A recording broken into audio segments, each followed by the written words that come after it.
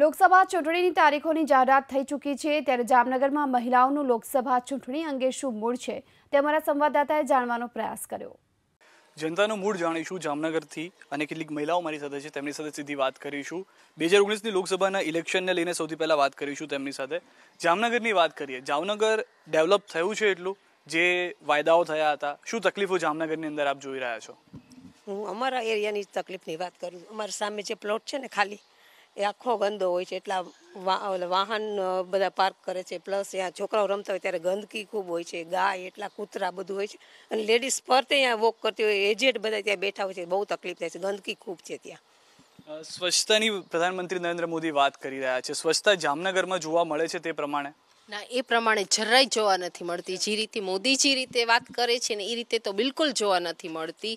જો મોદી એની ઉપર એક્શન લે તો 100% કરી શકે એમ છે એ લોકો। સ્થાનિક કોર્પોરેટર છે કે અથવા તો તમારા જે ધારાસભ્ય છે, એમપી છે, તેમને કઈ રજૂઆત કરી, તેમના તરફથી કોઈ પ્રતિસાદ મળી રહ્યો છે? લેટર પણ અમે લોકોએ ખુદ મેં પોતે આપેલો છે સ્વચ્છતા બાબતમાં। તો જ્યારે અમે રામેશ્વર રહેતા હતા ને ત્યારે અહીંયા હું હજી 2.5 વર્ષથી આ એરિયાની અંદર આવેલી છું, પણ અહીંયા એ જ પોઝિશન છે જે રામેશ્વરમાં હતી એ જ સેમ અહીંયા ગંદકી બાબતમાં છે, પણ કાંઈ રિપ્લાય નથી આપેલો અમને એ લોકોએ જવાબમાં।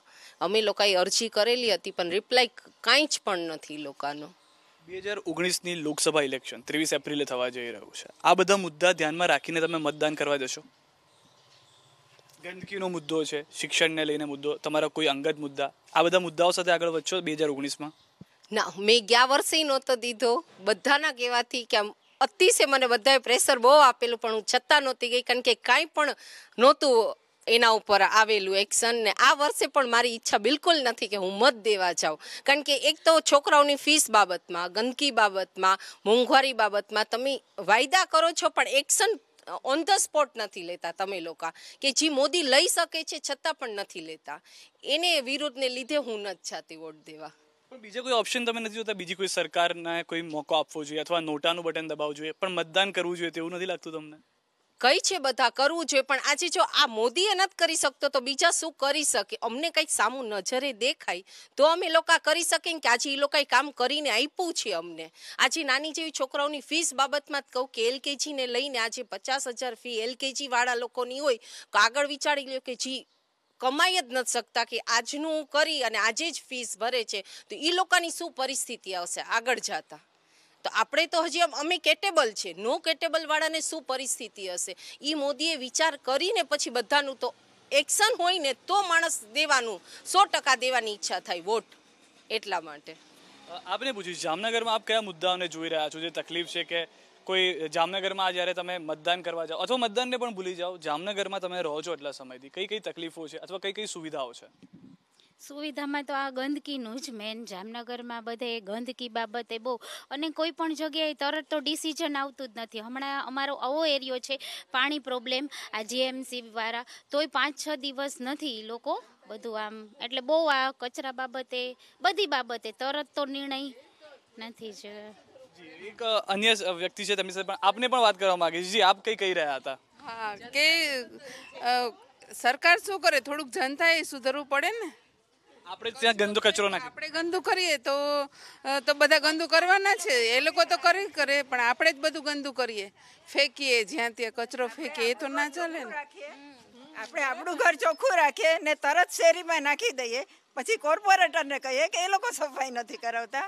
એ લોકો બિચારા અહીંયા રોજે રોજ હું જોઉં છું, રોજ 2 ટાઈમ ઓલી બેન સાફ કરવા આવે છે, 100% કરે છે, પણ એ કરીને જાય ને તરત જ કચરો નાખે। આ બધું ઉડે એ તો કુદરતની દેન છે કે કચરા તો આપણે નહીં રાખીએ તો સરકાર શું કરી શકશે? 100% તમે જોવો છો જેને નાખતા કચરો તો સામી તમારામાં હિંમત હોવી જોઈએ કે ઈ બેનને કેવા જાવ કે તું ઉપાડ ને ઉપાડ।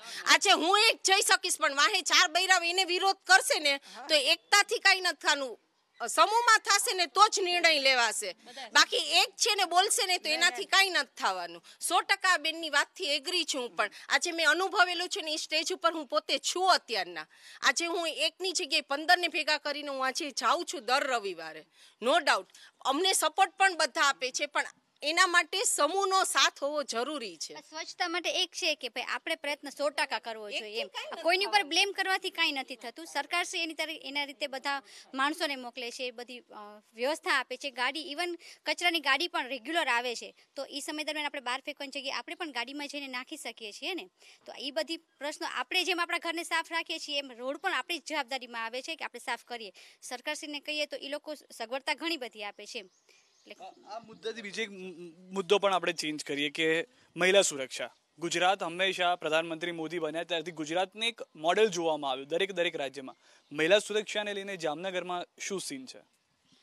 સુરક્ષાને લઈને જો આપણે વાત કરીએ તો એક ખાસ ઉદાહરણ એ દઉં કે નવરાત્રી દરમિયાન જે આપણે અહીંયાની જે ગુજરાતમાં નવરાત્રીનો માહોલ વધારે ઘણો સરસ હોય છે. તો આપણી બહેનો દીકરીઓ રાતના 2 વાગે ને 3 વાગે જો એકલી આવતી હોય તો સુરક્ષા સારી હોય ને તો જ રાત્રે 3 વાગે જઈ શકે.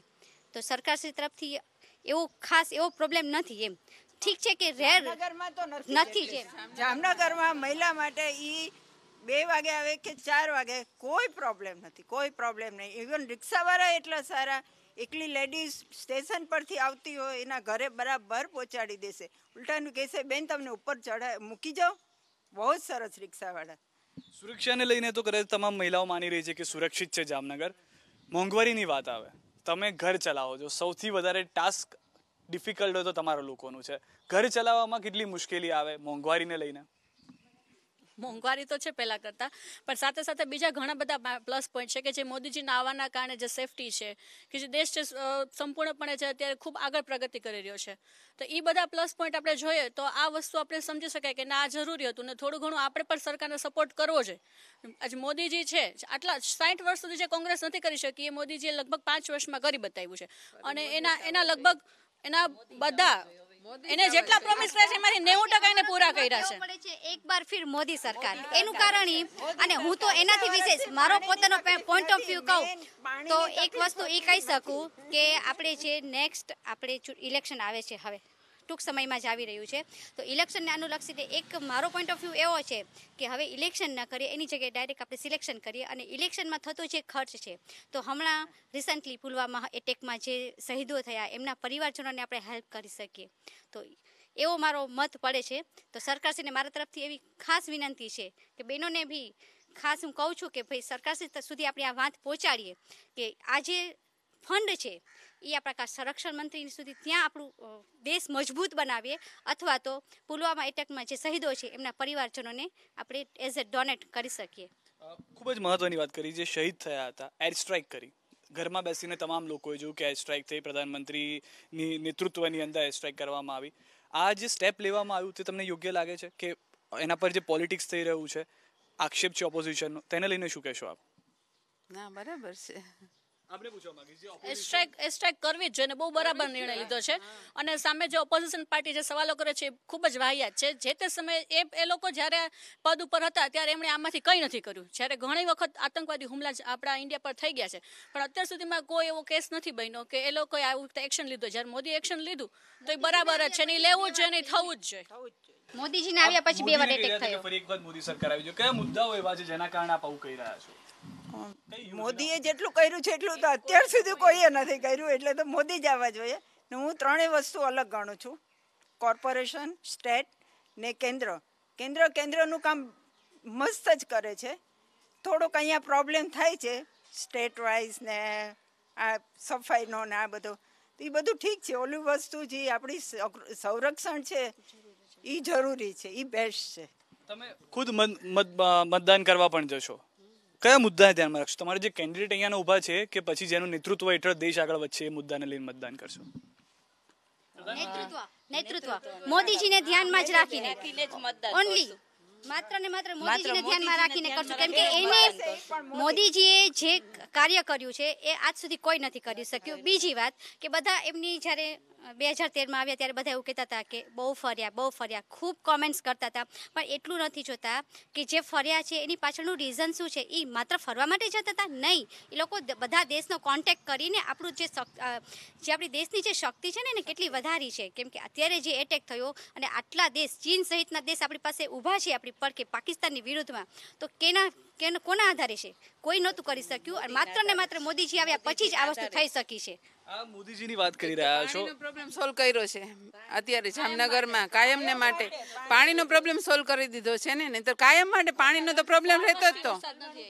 અત્યારે રણજીત સાગર ભરી દીધો છે. હા, તો રણજીત સાગરમાં હમણાં જ નર્મદાના નીર ને પાણી આવ્યું હમણાં, એટલે પાણીનું જરાય નથી આવતું. ને મોદી જ્યારે ગુજરાત સ્ટેટના થયા ત્યારથી પાણીનો પ્રોબ્લેમ બંધ થઈ ગયો. ત્યારથી આખું સિઝન એક ટીપું બી પાણી ના આવે ને તોય ક્યારે પાણીનો પ્રોબ્લેમ નથી થયો. પ્રોબ્લેમ થવા જ નથી દીધો. આ પાણીના પ્રોબ્લેમની વાત કરી, મોદી સરકારના કેટલાક કાર્યોની વાત કરી, પરંતુ નોટબંધી વખતે આપે આપણા કબાટમાં પૈસા છુપાડી રાખ્યા હશે પતિઓથી બચાવીને 500 ને 1000ની નોટ.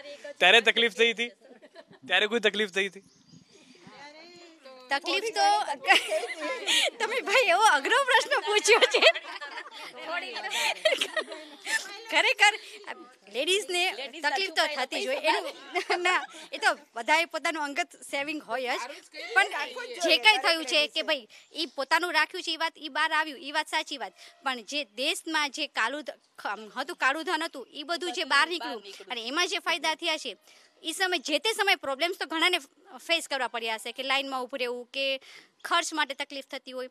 પણ અમુક વસ્તુ આપણે એમ થાય કે એક વ્યક્તિનું વ્યવસ્થિત અને શ્રેષ્ઠ નેતૃત્વ જોતું હોય તો બીજા બધા એના જે પોઈન્ટ હોય તો આપણે થોડું લેટ ગો કરવું જોઈએ, એમ મારો એવો મત પડે. મારા કયા પ્રમાણે કે જે સામાન્ય માણસ છે જેને કંઈ ખોટું નથી કર્યું એને કોઈ તકલીફ નથી જ પડી. જેને ખોટું કર્યું છે એ લોકોને તકલીફ પડી છે અને એ યોગ્ય છે. અને દેશનો જ્યારે મોદીનો આટલો મોટો દેશ માટે નિર્ણય હોય ત્યારે બધી પબ્લિક એને સપોર્ટ કરવો જ જોઈએ. બહુ મોટો નિર્ણય હતો અને એ પણ યોગ્ય જ હતો. આપ કંઈ કહેવા માંગી રહ્યા હતા? હવે મારા હસબન્ડ ગુજરાત યુનિવર્સિટીમાં છે, એને 2016થી 7મું પગાર પંચ દેવાની વાત હતી, પણ 100 જણા એવા છે કે એને હજી સુધી લાભ મળ્યો નથી. અત્યારે 2019ની સાલ હાલે છે, 3 વર્ષ થયા છે, એ કહે જ છે પણ હજી આપ્યું નથી 7મું પગાર પંચ. ક્યાં સુધીમાં આશ્વાસન આપવામાં આવ્યું છે કે આપવામાં આવશે કે એવું કંઈ? હમણાં જ હવે ગયા મહિને ફેબ્રુઆરીમાં કહેતા હતા કે આપશે, પણ હજી હવે ના પાડે છે. હવે એમ કહે છે કે આ ચૂંટણી પછી આપશું. અનેક મહિલાઓ સાથે વાતચીત કરી, તેમના મુદ્દાઓ જાણ્યા, નોટબંધીથી લઈને મોંઘવારીથી લઈને તમામ તેમનો મત જાણવાનો પ્રયાસ કર્યો. જામનગરમાં હતા આપણે અને જામનગરની મહિલાઓ સાથે વાતચીત કરી. 2019ની લોકસભા ઇલેક્શનને લઈને પણ તેમનો મત શું છે, વોટિંગ કરવા જશે ત્યારે તે પણ જાણવાનો પ્રયાસ કર્યો. આપની ચેનલ એબીપી અસ્મિતાએ.